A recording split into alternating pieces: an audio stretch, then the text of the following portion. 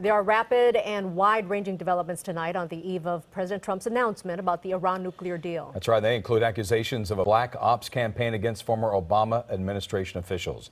KCAL 9 political reporter Bryan is here now with all those details tonight, Dave. It's a hot-button issue, and the debate has continued now for months. It's wrapping up tonight with the deadline for making a decision on the Iran nuclear deal rapidly approaching. The president will announce his decision tomorrow, but since he has railed against the deal for at least 2 years, there's no indication tonight he has changed his mind. Nonetheless, that debate, as I said, still continuing tonight, right down to the wire.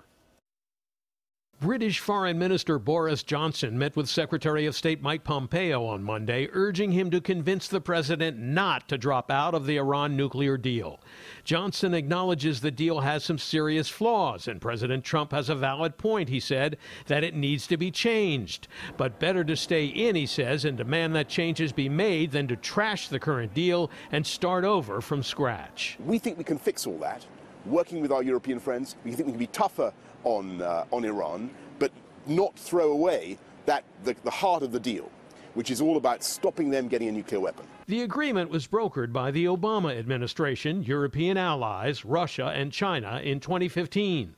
It calls for lifting sanctions on Iran in return for putting caps on its nuclear program. This deal is the all-time worst. President Trump rallied against the deal during and since his campaign, but American allies are hoping he'll accept a side deal to address his concerns, like Iran's growing ballistic missile program.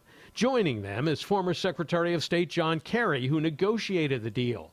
His office confirmed Kerry has strategized with foreign officials about how to keep the U.S. in the agreement.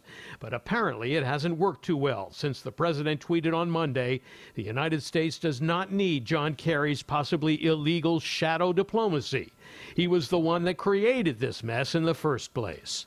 California Congressman John Garamendi, who's on a House subcommittee that looks at intelligence and emerging threats, told CNN President Trump doesn't even understand the deal. If he understood the deal, he wouldn't be even threatening to pull out of it.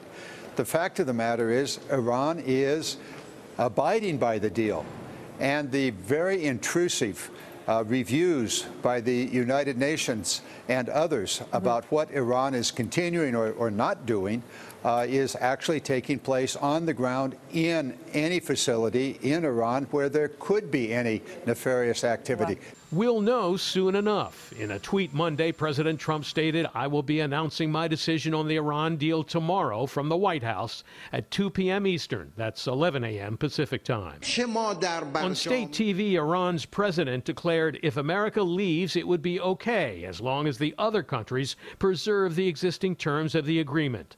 The Americans, he said, would then be the biggest losers. But wait, there's more. New reports from The Observer and The New Yorker say aides to President Trump hired an Israeli intelligence firm to find dirt that would discredit some of the Obama-era officials who worked on the Iran deal. The idea was if the Obama-era officials could be discredited, it would raise suspicions and undermine the deal, making it easier for President Trump to withdraw from the Iran nuclear agreement. The intelligence firm Black Cube sent this statement to CNN denying any connection to President Trump. It is Black Cube's policy to never discuss its clients with any third party and to never confirm any speculation made with regard to the company's work. Black Cube has no relation whatsoever with the Trump administration, to Trump aides, to anyone close to the administration, or to the Iran nuclear deal. Now, so what do the American people think about the Iran nuclear deal? Well, a new CBS News poll out tonight shows the public is deeply divided about whether to stay in or drop out of the deal. But the truth is, more than half of those who were polled said they don't have enough information about the deal to make a judgment. Jeff, Lena, back to you.